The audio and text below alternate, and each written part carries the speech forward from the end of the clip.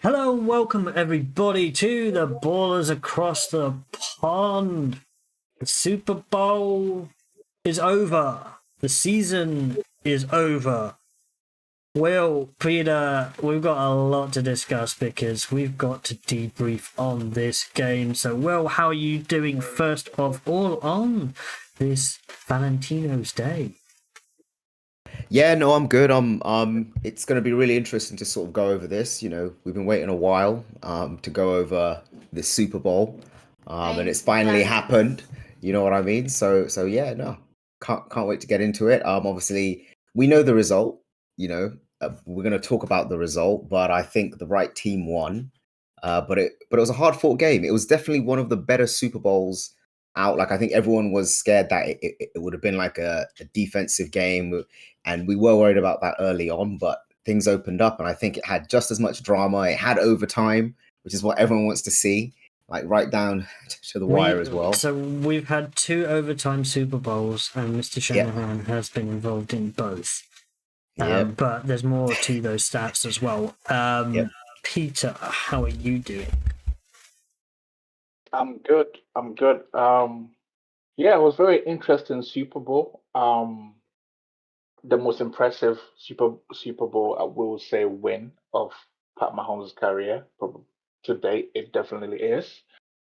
And it was nice. It was a nice occasion. But hey, disappointment for the Niners, and as a Cardinals fan, I'm happy about that. No bias at all whatsoever. So, first of all, the topic of the narratives. We have now entered the Chiefs dynasty, correct? Yep, It is they're it dynasty. is well and truly a dynasty now.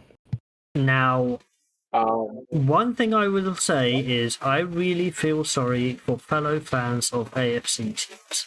We've just managed to get through Brady in that dynasty, and we just go straight into another one. Can there be any so worse? Yeah, true. But in defense, there's a lot of people that could perhaps counter. I think the QB play across the board, the level is higher than it was during Brady's time. Like there's definitely people that can compete and can potentially win it all, as opposed to like back then it was what you had: Brady, Manning, Aaron coming in late in his late But career. Aaron was Philip on the Rivers other was a side, body. but Aaron's Yeah, yeah, true, NFC. true, So, true, so true, within true. the AFC, it was Philip Big Ben Rivers, and Big Ben as well. Philip Rivers, not Carson Palmer. so Well, Carson Palmer was in the in that, but he wasn't really a competitor, if you say. Well, the Steelers put an end to that quickly. Yep. Sorry about that. About that reference. But quickly, how many dynasties are in NFL history, by any chance? You look at Dallas, it. Dallas was a dynasty. San Fran of the '80s San was a Fran, dynasty. New England. Actually, they didn't win it. I mean, New they England won had two three, separate two separate like Yeah, they had two dynasties, separate dynasties. but there was a but long with gap in the between, like a there were massive two gap, nearly separate, a decade. yeah. So two separate dynasties, but with the same people Quarterback at the and head base, coach. right? At the base, right? Head Yeah, at coach, the base. quarterback Yeah. combination. The base was still the same, but there was just a gap between effectively the two dynasties. But they were always there or thereabouts. Even in the time that Yeah. their fellow years, they were there or thereabouts. Yeah. So that doesn't happen often. So NFC two, AFC two. Now there is an unenviable stat, and before we Oh, actually I get to the forgot. And the X and O's Steelers. of the The Steelers game, had a dynasty. The Steelers dynasty in the 70s. that is 50 years ago. It's still a dynasty though. And it's still a dynasty, but it's a very, very long time ago. So a little stat: the last 18 quarterbacks that have lost their first Super Bowl have never made it back.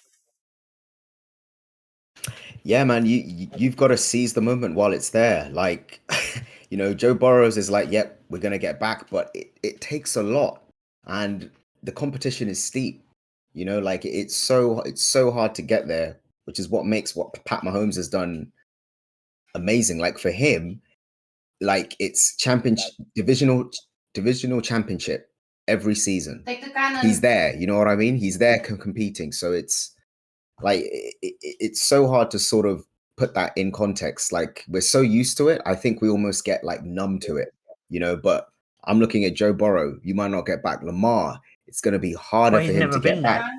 But He's never been there, but it's going to be hard for him to climb that tower again. I mean, he's proven that he can win one in the playoffs, and I definitely think before his career is over, he will get one. But it's so hard to win a Super Bowl. So many things have to go right. Your team truly has to be balanced. I was speaking with Pete. Remember, you've got to have Hall of Famers on your team, or about to become Hall of Famers, or you have to have Hall of Famers on your team, either side of the Hall of ball. Fame talent. And then you're looking at the coaching side, that has to be elite as well. So there's so many things have to go right. You have to have the perfect storm. And then on top of that, you need to have like no injuries or not any major injuries to the pieces that are going to take you there. You know, like one positional group be found lacking could cost you like a deep run in the playoffs, let alone a Super Bowl. Or especially in a close game like the Super Bowl was, the positional group, an injury. Like, I'll just get to it. How key was the injury to Greenlaw in this game? It was. It was. I'll say it probably was a factor because when you think about it, Warner felt like he lost a part of himself on the field there because they were such a tandem in that linebacking core that Warner, Greenlaw, they were like the deal. Even though Greenlaw was the weak side outside linebacker, but what Greenlaw could do also contributed to the whole 49ers defense because Greenlaw had a specific part to play in there. And they made a fantastic deal. It's similar to when the Panthers had Kuechly and Thomas Davis. You know, normally in a 4-3, you have your three linebackers, but two of the linebackers tend to have this chemistry that is transcendent on the field. And he felt like once Greenlaw was gone, it kind of opened certain avenues to the Chiefs late in the game.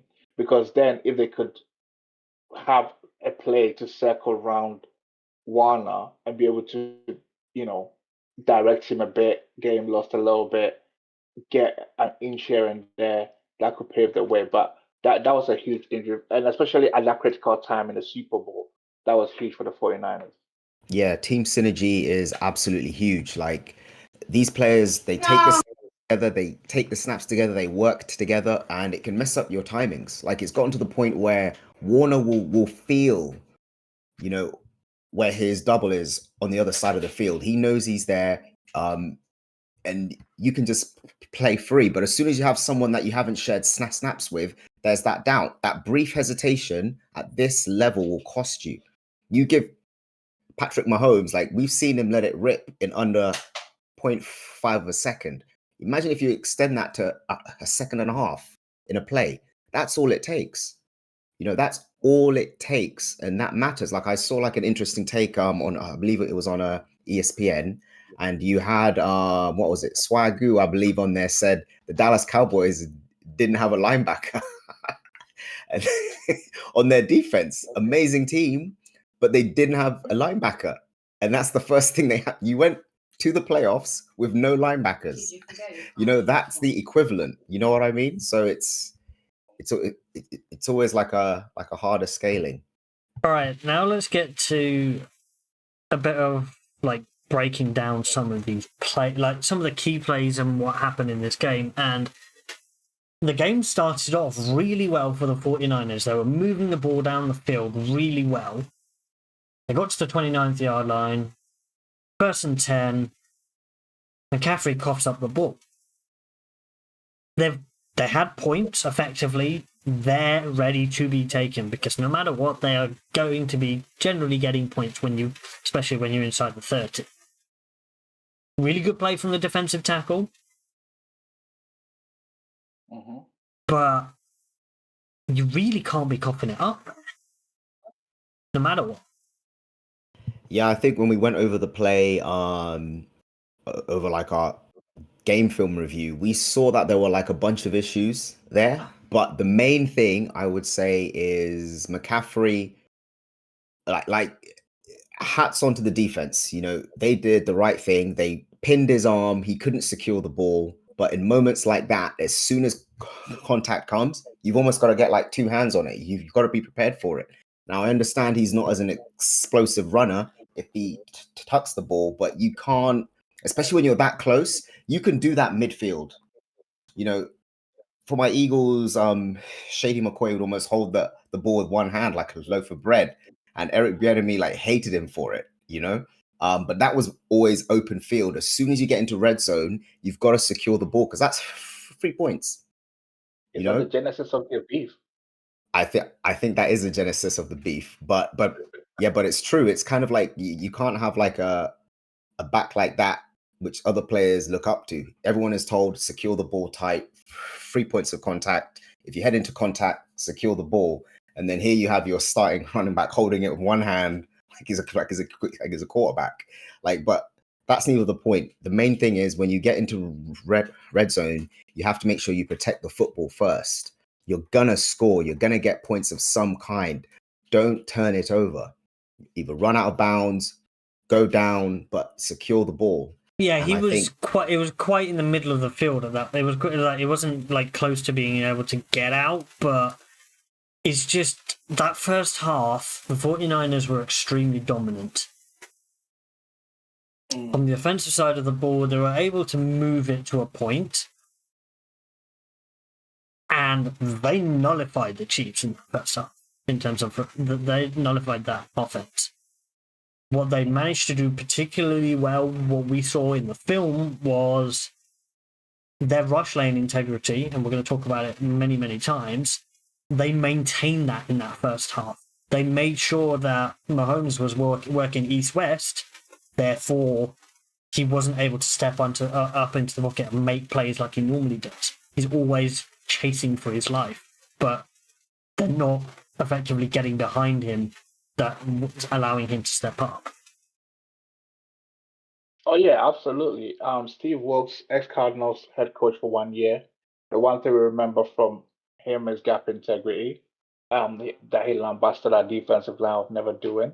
49ers executed to the perfection in the first half. That is gap integrity. Keep to your gaps. Don't play somebody else's role. And it's almost like don't rush upfield. Pressure, but be aware and just close off lanes. So basically, really sort of like get off the ball and try and get to the quarterback, but more so get off the ball and maintain your rush discipline. And then when the 49ers managed to get back on the offensive side of the ball in the second drive that they had, they started shooting themselves in the foot even further. So first drive, they fumble it. Second drive, they have penalties. And this just kind of screams of like, when you're in the biggest game, you've got to execute. You've got to minimize the number of mistakes. You've got to stop yourself from being the problem. And they were that problem a lot of the time. Yeah, these things can kind of snowball very quickly. Like I always look at penalties in terms of yardage, so if you're sort of brought back midfield, that could cost you 15, 20 yards, anything near the 40-yard area, that could potentially be a score, so you've really got to be careful. And this stuff adds up. I'm actually surprised, like partially that, I mean, it's testimony to how good both of these teams are in that a lot of these errors didn't turn into like huge chasms in the game where the team was able to sort of really capitalize. If you play like a weaker team and they turn over the ball, that could be a point and a half, because you're going to have them on the back foot, you're going to have momentum. But both these teams are able to sort of rally back and sort of calm the storm. And I think that's testimony to like the coaching staff that they had in place. Plus, the players don't panic. I think both offenses are built on that moxie that it's all right. We're playing 4 quarters. Let's not panic. Other teams, like if this is, for example, the Raiders, if this is New York, one bad turnover, and then they're throwing bombs down the field trying to play catch up. But that's not the case here. They go back to their bread and butter, even though some people will say the 49ers, in fact, they did deviate from that at the end towards the end in that fourth quarter, but they always go back to their bread and butter and they get things rolling again. And that's signs of good coaching as well as disciplined on offense. So it's good to see. Getting back to their bread and butter, so third drive of the game for the 49ers, we saw Purdy make some nice, good throws, but ultimately the drive ended because they had, I think, one play particularly where Ayuk, what we thought was he was on a go route, right? But he tried to turn it into a stop and go. And that would have been a touchdown catch. Now, it's these minute things where it's a difference between 3 points and 7. And those minute things kept on adding up constantly over the game, which kept the Chiefs in the game. Because the bigger the lead that they could have got at halftime, particularly with the Chiefs having the ball first in the second half, they had the opportunity to double dip. Because generally, you're going to get the ball last in the first half as well. So, do we think that first half performance, as well and good as it was from the 49ers, do we think they really missed a trick in not putting more points on the board? When you play like Pat Mahomes, you've got to get separation. One score is not enough. Some would even say 2 scores is not enough. You've really got to separate or move away. And you've got to keep him off the field, or else he can work his way back. There's no real panic. The only time I'll see like a sense of urgency or them coming out of their groove is if you have like a 3-point lead. 3-point lead, and you've got maybe 15 minutes left. Then they're gonna try and push the ball. But 1-2 score, no real deal. And I think they didn't capitalize on that, and it's hard to capitalize on that. Their defense is really good. Kansas City defense is what sort of held that team together heading into the Super Bowl, building up and playing in the Super Bowl. They were the second best defense in the entire league. Yeah, so it's very hard to do. You may say, cool, we're gonna run the ball, we're gonna keep him off the field, but they can stop the run, and they will at some point. Brock Purdy, he had some 3 and outs in the game, but when you face Mahomes, I think there's I'm sure there has to be like a stat out there, like how many 3 and outs can you force on Pat Mahomes before it becomes like an issue for them? And I think you're going to need to force a lot, and that's not going to happen. And that didn't happen. I think like particularly, 8, 9. With this game is that they forced fumbles in this game. The 49ers, they forced a bunch of them. But generally, they recovered their own fumbles, the Chiefs. And in the second half, in the first half, they punted the ball. The 49ers punted the ball to the Chiefs. Chiefs muffed the punt, but still able to pick it up. Whereas in the second half, complete freak. We'll talk about it in a bit, where the ball drops on the player's foot. It's always crazy when this stuff happens, because I'm always there like, if it happens once in the Super Bowl, the whole of that team offensively is like, that can't happen again. Emphasize securing the ball the rest of this game. But so when it does happen, I mean, you end up with like. But when it hits a standing leg of somebody, that's a complete freak, right? You can't do a lot about that. It's hard, but we had like a few fumbles or forced, We did have an interception in this game at the start of the second. Yeah, and this is one of those games where it's like, guys, that something like that can't happen again. Like if that happens once, like that's more than enough for the whole year. But what? Yeah, that's true. But here's the thing on special teams that agitates me, right? It's a Super Bowl. there's a chance special teams miscues does happen. So in that scenario, shouldn't the person, no matter where you're fielding it, shouldn't have just called for fair catch and caught the ball instead of letting it bounce? It didn't. I don't think he could. I think it's being aware as well. Was his back facing away from the ball when it hit his foot? Or was he? Yeah. Oh, okay. So he couldn't see the It ball. hit, Yeah, it that hits is one of truly a freak. the I wouldn't say gunner, but like that he was not even the guy that it hit was not the guy that was fair catching it. Correct. The guy who's supposed to catch the ball was not the guy that it hit. But then what the guy who was supposed to catch it was supposed to do is fall on the ball. Don't try and Fall pick on it the up. ball. As soon as he saw it touch, he should have just dived, went after that ball. He It's pointed already to on it the saying, ground. "Oh, it's as if it was an opponent Someone else team." pick it up. No, Someone the else way pick it I up. think the way that it made it look like he pointed at the ball saying, because normally if the Chiefs player's foot had touched that ball, right? Yeah. He can pick it up and run with it and drop it and do whatever he wants. Yeah. They've touched it first, right? So it doesn't matter. Yeah. Yeah. And that's what's peculiar about that play, because he pointed at the ball, but you just got to drop on the ball. Do you And the think it's thing like is, a brain fart? Patrick made them pay one play, Yeah. and it was a And blown you saw, assignment as and well. you saw the receiver's face when he scored. You know, you saw him on the sideline like, that's on me. Like that point's on me. And Now- it's one of those things where the coaching staff don't even go up to him. They're just like, you understand what that error cost us. That's the score. And it was And an if we- easy score. Now, if we look at that, the play that Mahomes, that play to, is it Valdez-Scantling for the touchdown? Yep. Yeah, it was to Valdez-Scantling for a 16-yard touchdown. Yeah. There seemed to be something peculiar defensive side, because the safety seemed to jump up onto Kelsey like really hard, and it left a 2-on-1 in the zone. And he was as free as I've ever seen a receiver in a Super Bowl. As could be.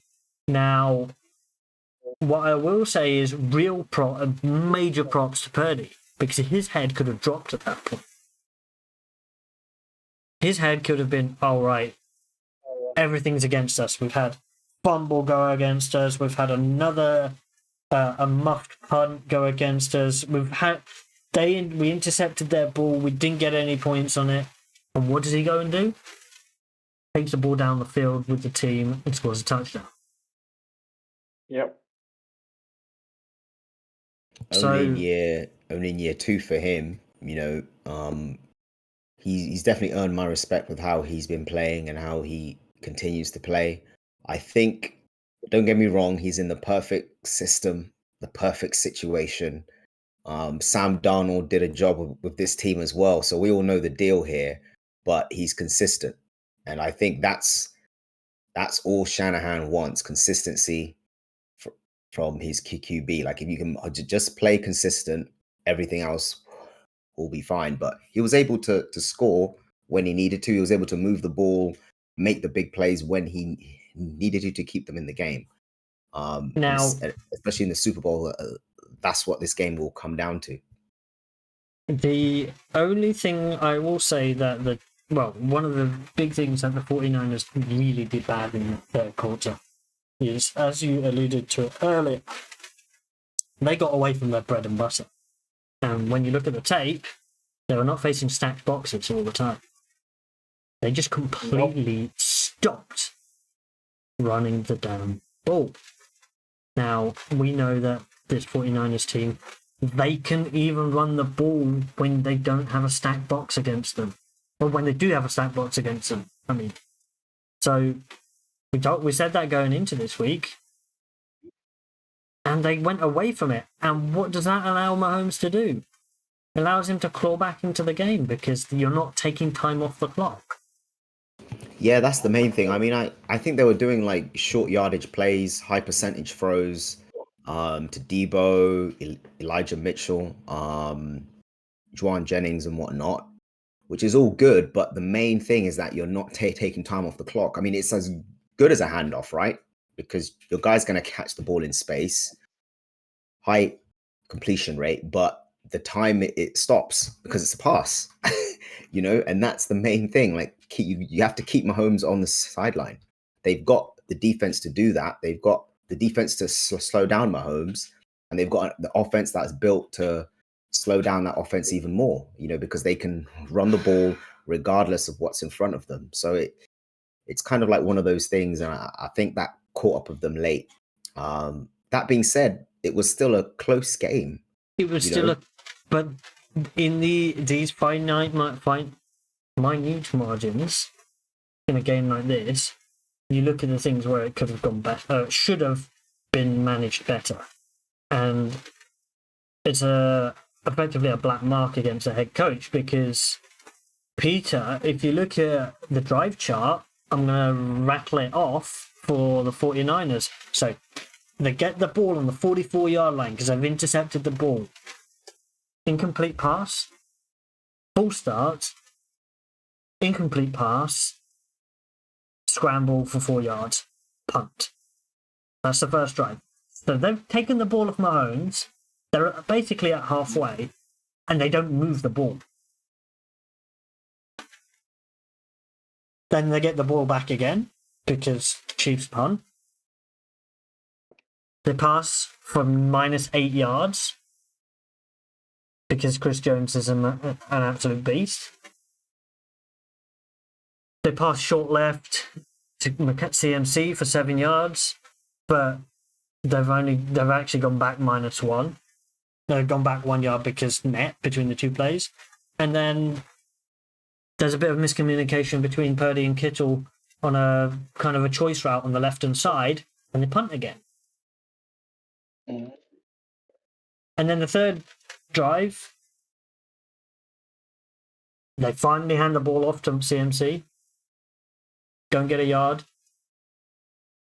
Short pass, incomplete. Deep pass, incomplete. One running play designed. 8 plays undesigned. Not under of passing downs. Yeah, so but I mean that being said, how many possessions do you think they stole? Well, Maybe it's not about 1.5. stealing. It's more, but mean, it's when not you look about at it, stealing The possessions. equivalent of from Mahomes with what they did. No, they didn't. Not really, right? They didn't steal it. It's more about providing opportunities to get points on the board. They're not taking time away from. They're not taking time off the clock. 2, they're not putting any points on the board. It's adding to the pressure that we're not getting any extra points, and we're still keeping Mahomes within 1 score. Yeah. All he's got to do is put a touchdown, and they're ahead. Yeah, so if they were like scoring off these moments, it wouldn't be as bad, right? But you're saying it's the double whammy of the two. You're not scoring and you're not keeping him off the field, so he's chilling on that sideline. I mean, the 49ers had the key repertoire because Mahomes has entered that elite quarterback territory. I mean, he was already there after his second Super Bowl. And for such a quarterback, you got to treat him with the utmost respect.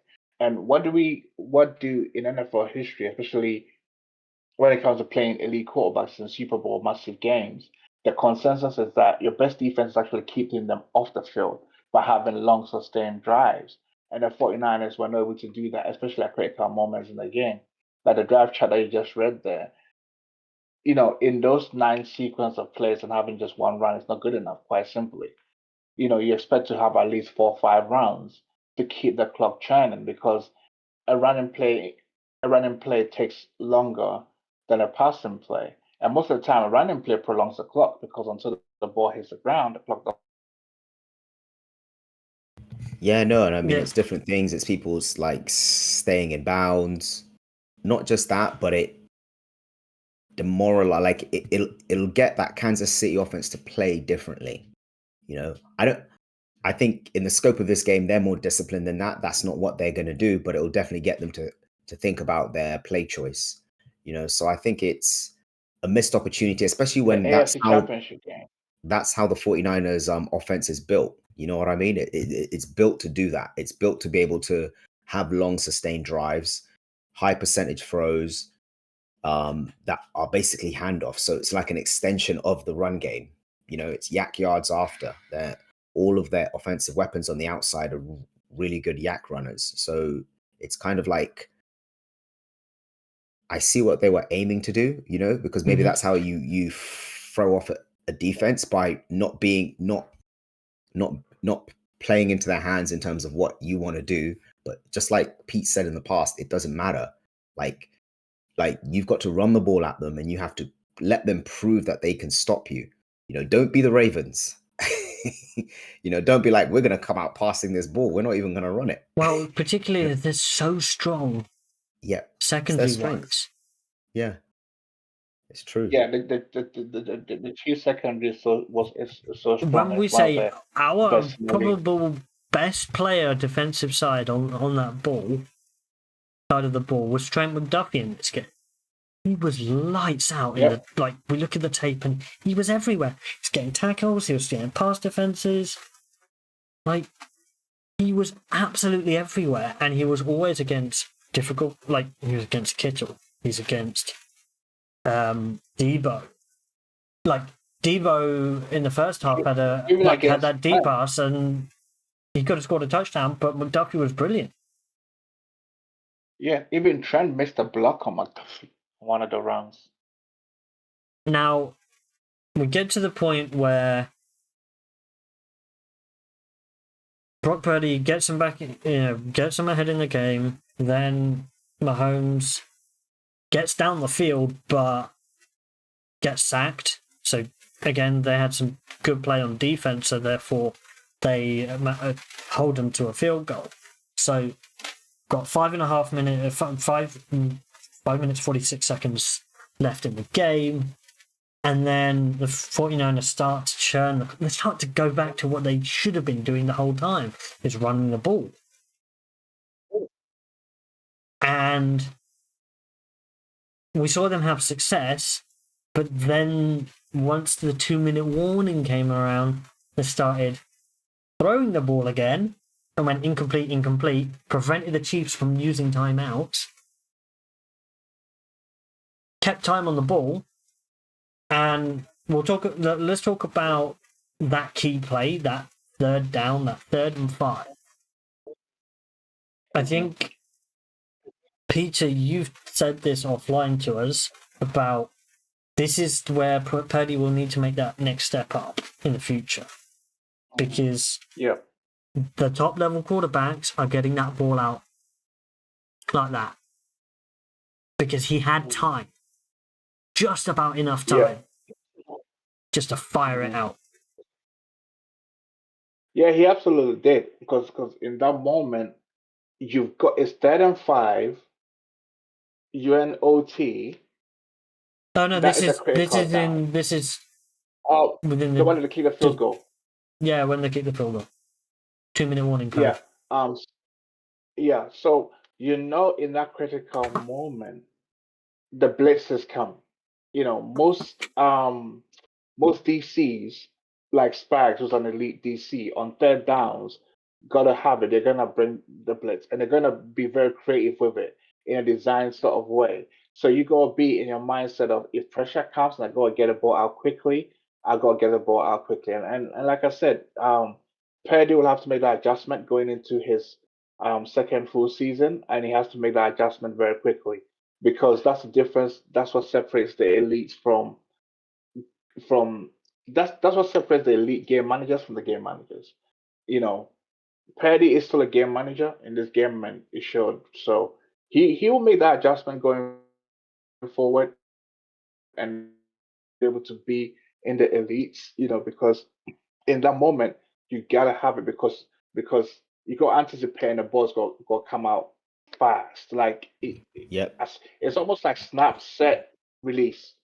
Yep. Yeah, and that comes from your pre-snap it's all in the eyes. And here's the thing, like top linebackers will watch the quarterback's eyes. It's not just when you call the play, when you work your way to the huddle, you can't really give anything away. You can't just look at a guy and be like, they can see you think, and then they're like, cool, that receiver's hot. Linebacker's gonna tell the DB, be aware, like that receiver's hot. So like Peyton Manning was very good at it. He'd go to the line and it's almost he's formed like a virtual image in his head. He can see everything in his peripheral. He'll just be looking at the center's top of his crown, but he's already seen the field. You know, he already sees the cushion and he's like, quick slants open. That's why as soon as the ball was snapped, he receives it, bam, it's gone. Like no pressure's getting to him. The ball's out faster than the defense can react. And we saw it on one of the plays where Ayuk was coming for that slant and it was wide open right off the bat. And, you know, Brock didn't identify it, but and that was a key play. You know, that was an easy completion, you know, and he's making it too hard. So I think that's his next step. Like that's something he's going to have to do. As long as they keep the same offense, and I kind of think if Brock is your QB of the future, which I think he is now, they've almost got to keep that same offense because something tells me I don't think he's that kind of guy that can digest a brand new system offensively. You know, it's not going to be because it's Kyle Shanahan's offense. Don't get me wrong. Yeah. But I don't think he's the kind of guy that can absorb like tons of new information or a new way of thinking. They'll add some wrinkles here and there, but year 3 for him is becoming that ring general that can see the field completely rather than being told, yeah, this guy's hot. Next play, go through your reads. No. I'll make the right reads because I know what's going to be open. He needs to make that step up to kind of be be the leader of like the true and well leader of that offensive side of the ball. They left. Absolutely. Last one. The thing is, this 2024 season we're about to enter will tell us something, right? It will tell us whether his IQ is higher than Jared Goff before McVay got rid of him. That's a good take right there. There's a lot of similarities there. That's an interesting one. I think the only difference is McVay eventually went and got a Super Bowl without him, whereas at the moment, Shanahan, we'll get onto that in a little bit about Shanahan's incapabilities in terms of winning the big thing. But so then they left 2 minutes just under 2 minutes for Mahomes to march down the field. He marches down the field, doesn't quite get it in the end zone, extends it into overtime. We always knew he was going to get at least a field goal. But what we saw was they went back to the treasure trove of running the ball. There's a couple of times in this game that they ran the ball with Mahomes. Design. I think one thing the Chiefs did very well in their offense is that in critical moments where they absolutely had to get a field goal or a touchdown, Mahomes was masterful in playing the I'll give take what the defense gives you. And he was so comfortable to be able to do that and take it up the field. It wasn't a case of let me look for the home run ball, let me look for the explosive plays, and that is the sense that is like the maturity in a quarterback, right? And also I gotta give Mahomes credit in that sense that he's a quarterback that we are seeing he matures and does listen to the tutelage from Andy Reid, right? Because there are some young quarterbacks in this league that might not necessarily have done in terms of like, we need a field goal. Let's march down the field and just get the field goal by making plays when it's there for us to make plays. There were probably 2 plays in that game where he went pretty deep, and one, he got picked off because he airmailed it. And the second one, he should have been picked off, but the DB could not locate the ball. And that was the play that Pacheco fumbled the next play, so it didn't matter. Yeah. So. Yeah, but what's really the cause that those deep passes, they were there. As in, like, okay, so the one that the DB should have picked it up, but he messed it up and Pacheco fumbled, that was an error of the DB. The DB should have picked it up, but it worked out in the end. But the thing is, the play to Kelsey, it was on. If the pass had been better, Kelsey catches Yeah, that. he just airmailed. That's He a just huge completely airmailed it. And Yeah. you saw on So the, it's like 22 that the DB went from far and managed to actually, like he read it like a book as well. You could see he really like broke onto that. He just saw that route combination. I mean, after he tried a second time to go deep, and a deep, uh, which the receiver caught it, but it should have been picked off. He played within the structure of the offense, because on the other hand, someone like Josh Allen will keep trying to get the deep pass off. Whereas someone like Mahomes lands and be like, yeah, maybe I have to dink and dunk in this game. Maybe taking that chance, I'm not going to try it again. And we go into OT.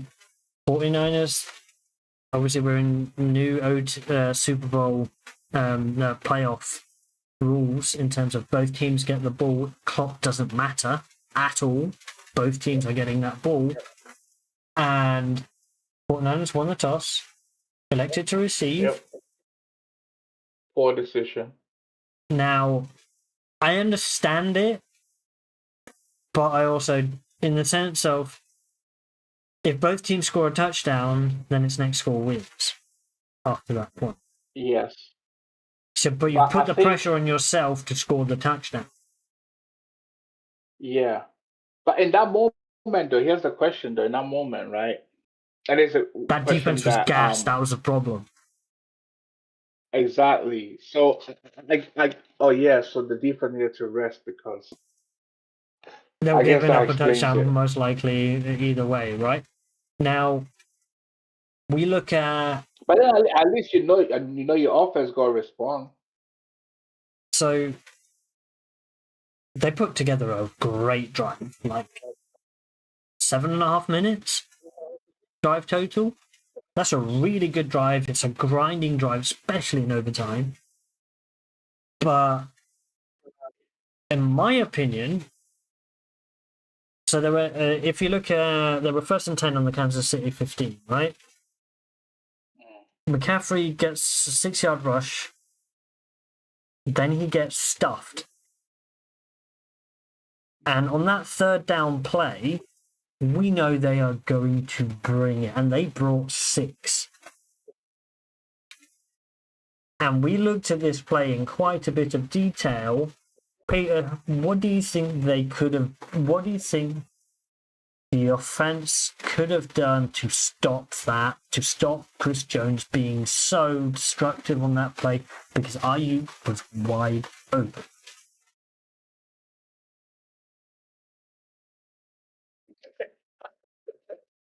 We watched the tape, and what the offense it's so simple, right? And it's an element that the greatest coach of all time, arguably, always happened about, which is do your job. It was just simple. If the right tackle had just touched Chris Jones, you don't even have to block him. Just like be an obstacle that he got shift out of the way, and that touchdown was on. But because he didn't even, how do I describe it? Be an object cone. That object cone that normally is on the roadside when your car is driving by and you go swerve around it. You just stand there, be an object cone, and you give Purdy the time that he needs to complete that 2-point touchdown. Because he didn't do his job, and he threw up the whole offensive line, went to because block they double the guy teamed that is one not his man. assignment. Double team one man and left 2 men free. Yep, and that was it. And that cost them the chance to score and probably take this game to next score wins. Because I think what was inevitable was that we always knew Mahomes, when he gets the ball, they were gonna go and score. So it was on the 49ers to score when they got the ball first. And the offensive line for the San Francisco 49ers in that critical moment did not do their job. So guys, in situations like this, especially in critical moments, just do your job, because he didn't even need because in that moment he just needed Chris Jones to at least let Chris Jones just shove you out of the way. That would even buy enough time for Purdy.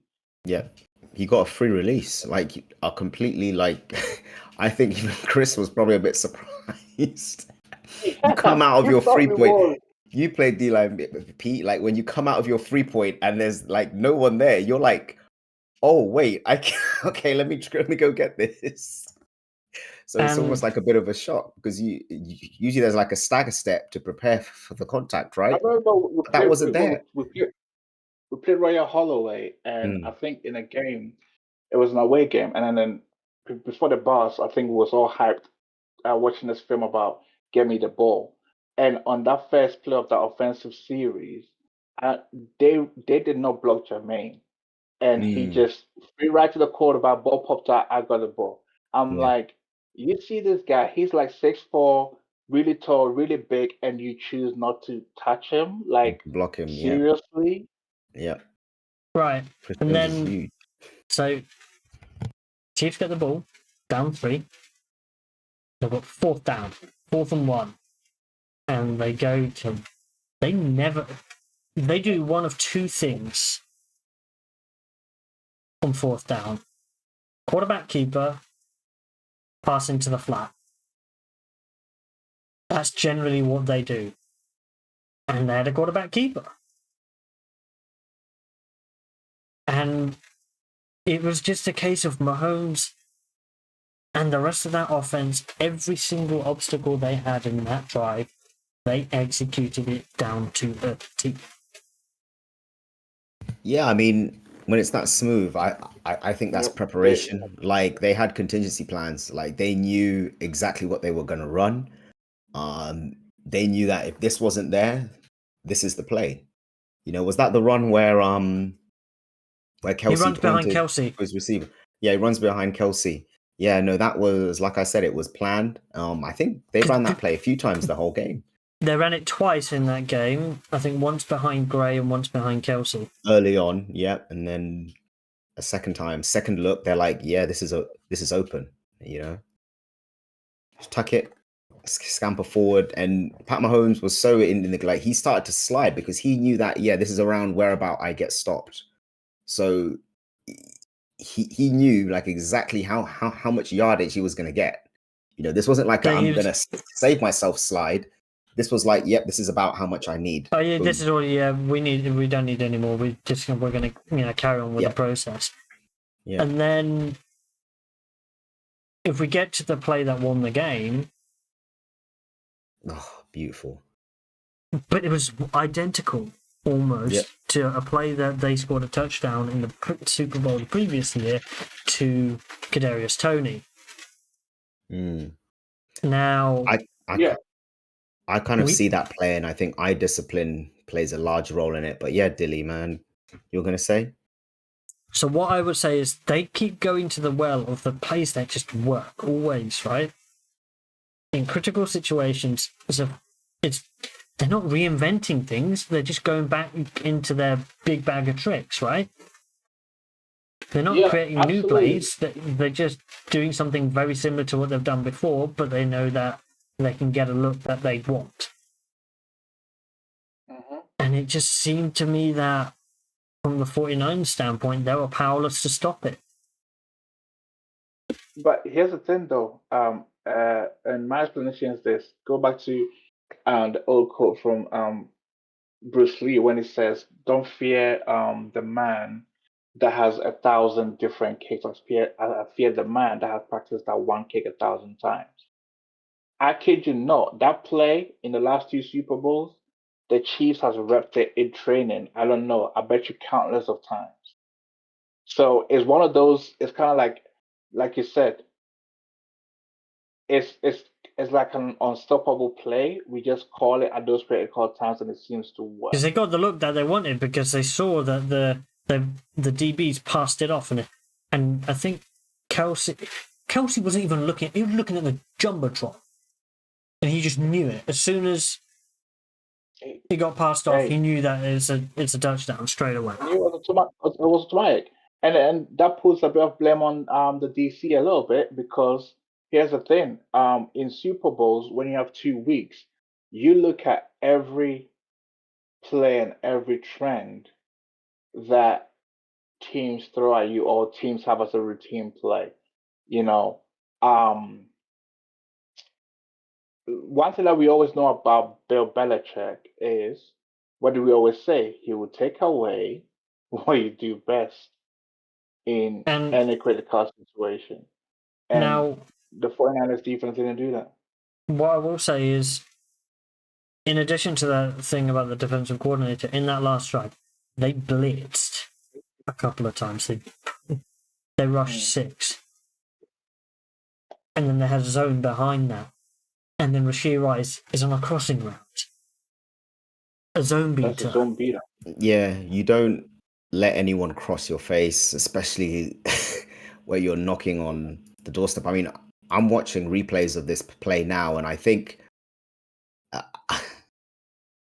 they just got caught peeking, like they were mesmerized, because I'm seeing both the linebacker and the, I believe, nickel that was on Rice looking at Mahomes.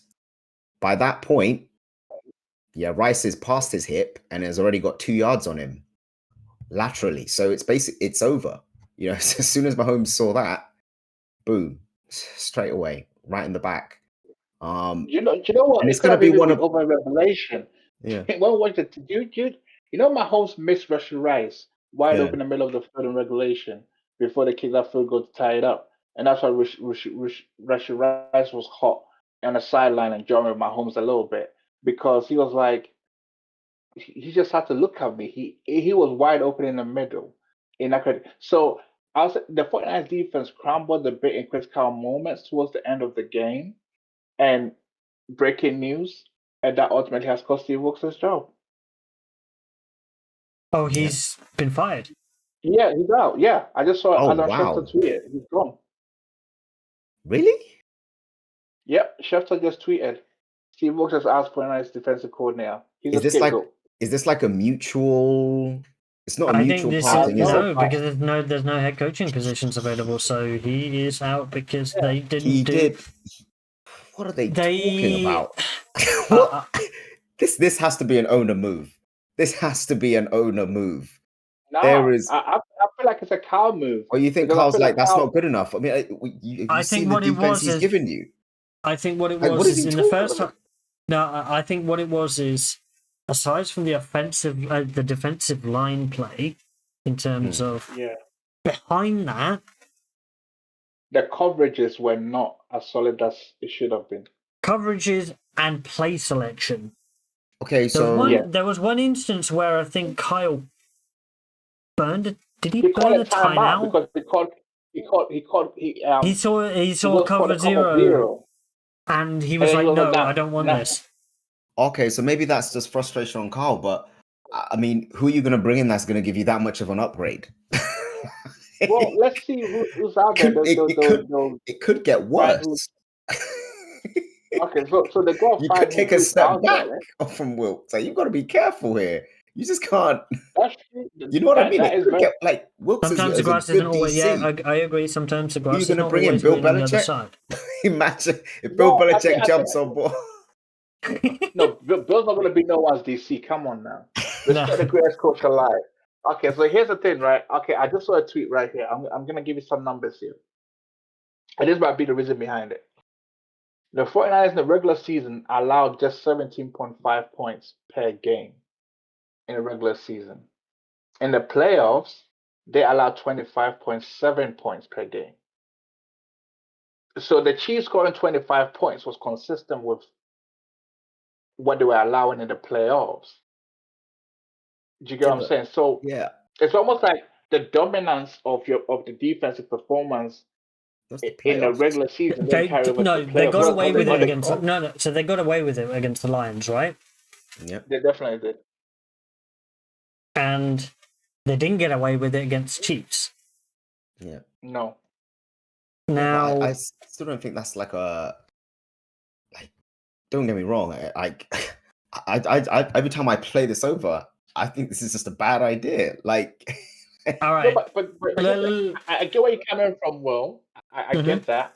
But I think it's a reaction of even though the offense didn't show up like it should have, I think Kyle is going down the route of that critical moment. the defense didn't do what they were supposed to do, basically. So you're saying Carl thinks he's going to be back in this situation again, and he doesn't want the same thing happening again, basically. You look That's at what he's it- saying. He's that confident he's going to be back here in this dance again, but he wants a different if you- defense out there. Let me put it this way.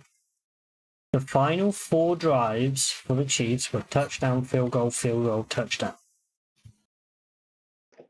Okay, They so weren't stopping them. They were score, just moving, worked their moving. way down the field, got points, and scored. I see what you mean. There was no stoppage in any In a of But them. hey, close they game, didn't run the ball, but in the close. he doesn't want to take accountability for it, I guess. Right. So I want to get to one of the final points on this game, on the Super Bowl in general. So there have been 7 Super Bowls in which a team has led by 10 points and lost. 3 of the 7 of the losing teams have been led offensively by Shanahan Jr. Mm-hmm. Who? If you repeat that. by Kyle Shanahan. Oh, 3 of the 7 Mm-hmm. 10 plus point comebacks have come against a Shanahan led offense. 5 of the 7 comebacks the actual comebacks have been led by either Mahomes or Brady. In each of the Super Bowls that Mahomes has won, he has been down by 10. So he's That's on on the the same offense, man. Brady trajectory, which Yeah. is coming back to win these games. But then this is where I always say this. I always put it um I always put it on the other side of the ball too. Which I always say this. If I'm giving you a 10-point lead, I expect you to at least keep on chugging, field goals, touchdown, whatever. You can't just Can't just stop. squander it. Can't stop. Yeah, you can't just want me to have a stop all the time. Like, try and maintain that by putting points on the board. Now with Kyle, um, it's hard. It's hard because he's known as one of the best offensive coordinators in the game. But then, as a critical point of his offense, for me, when I analyze Kyle, I'm like, maybe like I put in our tweet, your dad's gonna be very disappointed because you've lost 3 Super Bowls. Your dad never lost a Super Bowl. So daddy's like, Kyle, come on, I might have to carry out the inheritance, son. Carl, yeah, he's like Carl, man. What Doing me any good right here. what seems to be But- the Like, issue? I gave you the offense, I gave you the team. But here's the thing, though. All jokes aside, Kyle needs to go back and watch his dad's Broncos teams, right? Particularly the offensive line, the guard, center guard position, right? The 49ers offensive scheme is great, and they get the yardage and everything, right? But I said this during our film review. For their offense to get to the absolute dominant level, this offseason, just get elite offensive linemen. Throw your resources that way. And then just steamroll teams. If he has a truly dominant O line, like the reason why I made a reference to his dad's Broncos in the 90s, right? And Shannon Sharp has said this in the past, is that their run game was so good that sometimes they didn't even need to pass the football because that offensive line were moving people. Trust me, like if an offensive lineman always like to run the ball first because they get to attack the defensive front. So they love run plays. If it were up to them, they'd be calling run plays the whole game, outside of when they get tired. So this is something that he needs to perhaps move into. Pete, I had a little thought in my head. I can imagine his dad sitting him down and being like, Kyle, what seems to be the problem? Something's not. And he's like, I've tried. Like, it's my MO. Well, now the final question I'll pose to you guys is on the flip side. It's on the successful side. So, no non-head coach has made it to the Hall of Fame. is there a case for Steve Spagnuolo to be in the Hall of Fame as the first ever assistant coordinator to have 4 Super Bowl wins? Yeah, I would say yes. I think an argument will be made when it's all said and done for him, as in like when he finally retires from the game. And I think I just had the news broker Schefter tweeted during the day that he has extended his contract to remain as the DC with the Chiefs. And for the foreseeable future, as long as the Chiefs wanted to be the DC, he's going to be the DC there. And I like that for Spags. I think he's accepted. He's the first coach that I feel has accepted that head coaching for me. I'm great at coordinating these defense. Then let me just do that. And with 4 Super Bowls, especially this Super Bowl run was much on his defense. And in the regular season, And I he know they stopped were the not best ranked very highly. offense and the best, and Yeah, stopped 60 an unbeaten team as well. He's got all of those things in his resume. As far as I'm concerned, he has to be in. he has to. Yeah, I agree. He has to be in. First defense coordinator to win 4 Super Bowls is also a first time record in NFL history. So, and we do say that Hall of Famers tend to make NFL history, or at least match history, and have historic runs, and he's having one of those. So, hey, I'm all for Spice getting in as the first coordinator to be in a Super Bowl, in the Hall of Fame. There is a case for him to be there because All he's right. very much a part of, especially It'll- this Super Bowl win. He's a yeah, huge part of it. it'll be rarefied air as well. So people, I mean, there's no like how can I say watering down at all because of what he's been able to achieve on this team. Multiple Super Bowls as the DC. Like you said, Pete, it's never been done. So there's a lot of good defensive coordinators out there, but have you won championships? Have you been the blueprint and heartbeat of your team on like? And they have Pat Mahomes on offense, and that defense carried them for a lot of this season and deep. If they went into this Super Bowl with the same defense that they had 2 years ago, when I think he came onto the staff in 2019, I believe. Yeah, from They the first Super probably Bowl. they probably don't go deep in the playoffs, and he's kind of transformed this defense into a juggernaut. This is a team that's built on Especially, offense and their QB. it's progressively got better over the last 2 Yeah, years because it was a middle of the pack defense, and then it was a top 10 last year, and then it's now it's top top two, 2, right? top two. So yeah, as far as we're concerned, he should definitely make it in. But that is all from us from this Super Bowl breakdown, and we will be talking over various things with regards to free agency, the NFL Combine, and looking ahead to the draft over the off season. So make sure you are liking and subscribing to all of our videos. And until then, it's goodbye from myself, goodbye from Peter and Will, and we will catch everybody next time.